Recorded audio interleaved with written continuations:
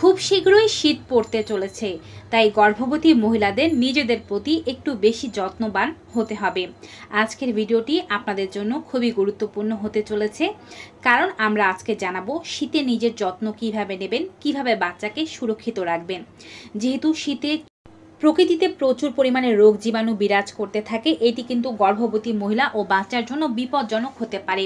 সর্দি কাশি হলে সেক্ষেত্রে কিভাবে আপনি সর্দি কাশিকে হ্যান্ডেল করবেন এবং পাশাপাশি কিভাবে আপনি কাশি দেবেন, সর্দি হলে কি করবেন, গলা ব্যথা হলে কি করবেন, সর্দি কাশি বা হাঁচির সময় আপনার কোন কাজগুলো আপনার বাচ্চার জন্য ক্ষতির কারণ হতে পারে, সব কিছুই কিন্তু এই ভিডিওটির মাধ্যমে জানানো হবে। চ্যানেলে নতুন হয়ে থাকলে চ্যানেলটি অবশ্যই সাবস্ক্রাইব করবেন। ফেসবুক পেজ থেকে আমাদের এই ভিডিওটি দেখে থাকলে পেজটি ফলো করতে ভুলবেন না। চলুন শুরু করা যাক।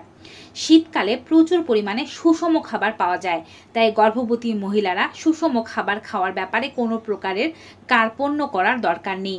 যেমন বাজারে পাওয়া যাবে লাউ, শিম, টমেটো, ফুলকপি, বাঁধাকপি, লাল শাক, পালং শাক ইত্যাদি। এগুলো কম বেশি খেতে পারেন। গাজরও পাওয়া যায়, তবে অনেকেই মনে করে থাকেন গর্ভাবস্থায় গাজর নিরাপদ নয়। প্রথম 3 মাসের গর্ভবতী যারা, তারা বেশি গাজর খেতে যাবেন না বা পরিহার করলে ভালো হয়। এর পরের মাসের গর্ভবতী অর্থাৎ 4র্থ থেকে 9ম মাসের গর্ভবতী হলে খুব স্বল্প পরিমাণে গাজর খেতে পারেন, তবে প্রতিদিনই খাওয়া উচিত নয়, মাঝে মধ্যে খেলে সমস্যা নেই। শীত মানেই ত্বকের শুষ্কতা ও ত্বক ফেটে যাওয়া। এর জন্য অনেকেই বিভিন্ন ধরনের লোশন বা বিভিন্ন ধরনের প্রোডাক্ট ব্যবহার করছেন। মনে রাখবেন, সব ধরনের পোশাক বা প্রোডাক্ট আপনার ত্বকের জন্য নিরাপদ নাও হতে পারে। তাই যেই লোশন, যেই ক্রিম ব্যবহার করছেন সেটি প্যারাবেন ফ্রি কিনা বা গর্ভাবস্থায় সেটি নিরাপদ কিনা, আগে সেটি ভালোভাবে সার্চ দিয়ে ইন্টারনেট থেকে দেখে নিয়ে তারপরেই কিনবেন। কারণ আপনি যখন কোনো লোশন বা কোনো ক্রিম ব্যবহার করেন, সেটি কিন্তু স্কিনের ভেতরে প্রবেশ করে এবং রক্তের সাথে মিশে গিয়ে আপনার রক্তের সাথে বাচ্চার প্লাসেন্টা দিয়ে বাচ্চার কাছে পৌঁছে যেতে পারে। তাই যে কোনো ধরনের প্রোডাক্ট ব্যবহার করার পূর্বে সচেতন থাকার অনুরোধ থাকবে। শীতের শুষ্কতা থেকে বাঁচার জন্য নিয়মিত যদি আপনি তেল মাসাজ করতে পারেন শরীরে, এবং যে সমস্ত জায়গাগুলোতে ফাটা দাগ হয়ে যাওয়ার সম্ভাবনা আছে সেগুলোতে মাসাজ করতে পারেন, তবে আপনি খুব দ্রুত আরাম লাভ করতে পারবেন। অনেকেই মনে করে থাকেন শীত মানেই এখন আরাম বিশ্রাম করা। এটি মোটেও ভুল কাজ। শীত মানেই আরাম বিশ্রাম নয়। নিয়মিত আপনি আপনার স্বাভাবিক কাজকর্মগুলো করতে পারেন। সবসময় শুয়ে না থেকে যদি আপনি 30 মিনিট হাঁটাহাঁটি করেন, এটি কিন্তু শরীরের পক্ষে খুবই ভালো। বিশেষ করে শিশির ভেজা ঘাসে যদি গর্ভবতী মহিলারা খালি পায়ে 30 মিনিট পর্যন্ত হাঁটেন, সেটি কিন্তু আপনার জন্য খুবই ভালো হবে। তবে অবশ্যই শীতের কাপড় পরিধান করেই হাঁটার চেষ্টা করবেন। সুস্থ থাকতে নিয়মিত স্নানের কোনো বিকল্প নেই। শীত মানেই যে স্নান করা যাবে না, বিছানার মধ্যে পড়ে থাকতে হবে, এমনটা কিন্তু মোটেও নয়। সকাল 10টা থেকে 11টার মধ্যে স্নান করবেন। প্রয়োজনে স্নানের জল অল্প পরিমাণে গরম করে নেবেন। এতে করে কিন্তু রোগ জীবাণু থেকে খুব সহজে মুক্তি পেয়ে যাবেন। শীতের সময় বিভিন্ন ধরনের কাপড় পরিধান করতে হয়, সোয়েটার ব্যবহার করতে হয়। তাই আপনি জোড়ায় জোড়ায় কিছু সোয়েটার কিনে রাখুন এবং এগুলো আগে থেকেই পরে দেখে নেবেন যে এগুলো আপনার শরীরে ফিট হচ্ছে কিনা, চুলকোচ্ছে কিনা, অ্যালার্জির সমস্যা হচ্ছে কিনা।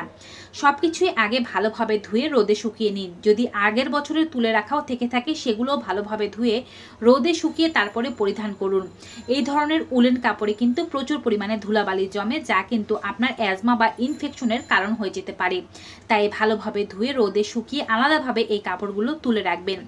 একই শীতের কাপড় দীর্ঘদিন পর্যন্ত না পরে অবশ্যই প্রত্যেক সপ্তাহে বা সপ্তাহে 2 থেকে 3 বার শীতের কাপড় পাল্টানোর চেষ্টা করুন।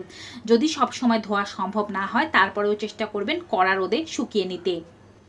নিয়মিত হেলথ চেকআপগুলো অবশ্যই করাবেন। ডক্টর আপনাকে যতবার ভিজিটের জন্য যেতে বলছে অবশ্যই যাবেন।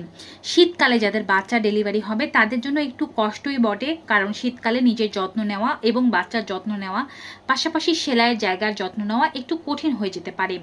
শীতে যাদের বাচ্চা ডেলিভারি হবে এমন ডেট যাদের দিয়েছে, তারা অবশ্যই এই সময় নিয়মিতভাবে আপনার বাচ্চার যা কিছু প্রয়োজন তা অল্প অল্প করে গোছাতে শুরু করে দিন। একদিনই সব করতে হবে ব্যাপারটা এমন নয়। আপনার বাচ্চা জন্ম হওয়ার পরে লেপ, কাঁথা, তোশক, বালিশ যা কিছু প্রয়োজন পড়বে তা কিন্তু আগে থেকে প্রস্তুত রাখতে হবে। মনে রাখবেন, বেশি পরিমাণে কাঁথা ও কাপড়ের দরকার পড়বে, কারণ বাচ্চা হওয়ার পরে কিন্তু বাচ্চা প্রথম প্রচুর প্রস্রাব করবে এবং মলত্যাগ করবে। তাই বেশি করে প্রস্তুত না রাখলে শীতের সময় এগুলো শুকিয়ে ব্যবহার করতে আপনার খুব কষ্ট হবে। বেশি করে বাচ্চার জন্য ন্যাপি তৈরি করে রাখুন। যদি সম্ভব হয় তবে ডায়াপার ইউজ করার চেষ্টা করুন। এছাড়াও বাচ্চার জন্য ওয়েট টিস্যু থেকে শুরু করে বাচ্চা যে সমস্ত সুতির কাপড় পরিধান করবে, উষ্ণ কাপড় পরিধান করবে সবগুলো ভালোভাবে ধুয়ে রোদে শুকিয়ে তারপরে ব্যাগে সেগুলোকে গুছিয়ে রাখবেন। বাচ্চার যে সমস্ত প্রোডাক্ট নিচ্ছেন সেই সমস্ত প্রোডাক্ট কোনো প্রকারের ডিসইনফেক্টেড দিয়ে ধোয়ার দরকার নেই। অর্থাৎ বাজারে বিভিন্ন ধরনের প্রোডাক্ট দাবি করে যে এগুলো দিয়ে ধুলে কাপড় খুবই পরিষ্কার হবে, সুগন্ধ হবে। এই ধরনের কোনো প্রোডাক্ট ব্যবহার করবেন না। নর্মাল ডিটারজেন্ট দিয়ে কাপড় ভালোভাবে ধুয়ে 3 বার আঁকলে রোদে শুকিয়ে রেখে দিন। এটি বাচ্চার জন্য সুরক্ষিত। এতে করে শীতের মধ্যে আপনার বাচ্চা হলেও পূর্ব প্রস্তুতি থাকার কারণে কিন্তু আপনার কষ্ট কম হবে এবং বাচ্চারও বিভিন্ন ধরনের ইনফেকশন হওয়ার সম্ভাবনা খুবই কম। বাচ্চা হওয়ার পরে বাচ্চাকে অবশ্যই মায়ের দুধ বেশি বেশি করে পান করাবেন। মনে রাখবেন মায়ের দুধই কিন্তু বাচ্চার ইনফেকশন নাশক হিসেবে কাজ করে থাকে।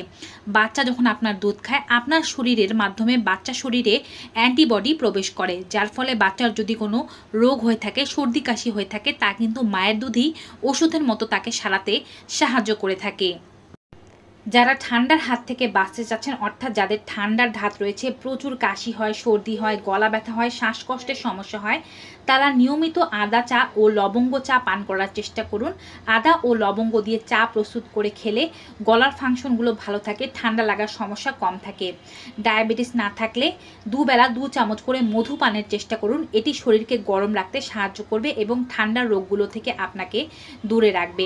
নিয়মিত যদি কোনো অসুখ না হলেও আপনি গরম পানি দিয়ে গড়গড়া করতে পারেন। এটি গলার মধ্যে কোনো ইনফেকশন হলে সেটিকে মেরে ফেলবে, যার ফলে গলা ব্যথার সমস্যা, কাশি ওঠার সমস্যা আপনার হবে না। অথবা আপনি গরম পানিতে ভাপ নিতে পারেন প্রত্যেক সপ্তাহে 2 থেকে 3 বার করে। এটি আপনার নাক পরিষ্কার রাখতে সাহায্য করবে, সহজে সর্দি হতে দেবে না। শীতকালে সরাসরি ঠান্ডা জল ব্যবহার না করাই ভালো হবে। ঠান্ডা জল ব্যবহার করলে বাচ্চার কোনো ক্ষতি হয় ব্যাপারটি তেমন নয়, তবে আপনি যদি ঠান্ডা জল ব্যবহার করেন বা ঠান্ডা জল খান এতে আপনারই ঠান্ডা লেগে যাওয়ার সম্ভাবনা রয়েছে। সবসময় চেষ্টা করবেন অল্প পরিমাণে জল গরম করে খেতে। এর জন্য আপনি অবশ্যই ফ্লাস্কে করে জল গরম করে রাখতে পারেন যেন প্রয়োজনে আপনি খেতে পারেন। যদি আপনার সর্দি কাশি বা জ্বর এ ধরনের কোনো ইনফেকশন হয়ে থাকে সেটি 2 থেকে 3 দিনের বেশি থাকলে ডক্টরের পরামর্শ নেওয়া অত্যাবশ্যক। নিজে জেনে বুঝে বা নিজে চিকিৎসা করবেন না, কোনো ওষুধ মেডিসিন সেবন করবেন না ঠান্ডা জ্বর কাশি বা অন্য কোনো সমস্যার। এতে করে কিন্তু বাচ্চার ক্ষতি হতে পারে। মনে রাখবেন গর্ভাবস্থায় বেশি কাশি হওয়া ভালো নয়। আপনার যদি বেশি কাশি হয় সেক্ষেত্রে অবশ্যই পেটে হাত দিয়ে বসে কাশার চেষ্টা করুন।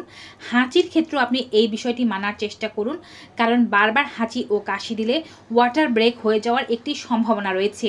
তাই হাঁচি কাশি যেন না হয় সেই বিষয়টি খেয়াল রাখা জরুরি এবং সেটি যত দ্রুত নিরাময় করা যায় ততটাই ভালো। জ্বর হলেও সেটি বেশি দিন অপেক্ষা করবেন না, 2 থেকে 3 দিনের মধ্যেই স্বাভাবিক জ্বর ভালো হয়ে যায়।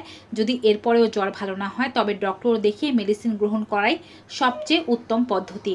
তো ভিউয়ার্স, শীতকালে গর্ভবতী মহিলাদের যত্ন সম্পর্কিত আজকের এই ভিডিওটি কেমন লেগেছে কমেন্ট বক্সে অবশ্যই জানাবেন। ভিডিওটি ভালো উপকারী মনে হয়ে থাকলে সকলের মাঝে বেশি বেশি করে শেয়ার করে দেবেন। বিদায় নেব, সবাই ভালো থাকবেন, সুস্থ থাকবেন। দেখা হবে নতুন কোনো ভিডিওতে নতুন কোনো উপকারী তথ্য নিয়ে। Till then good bye and take care.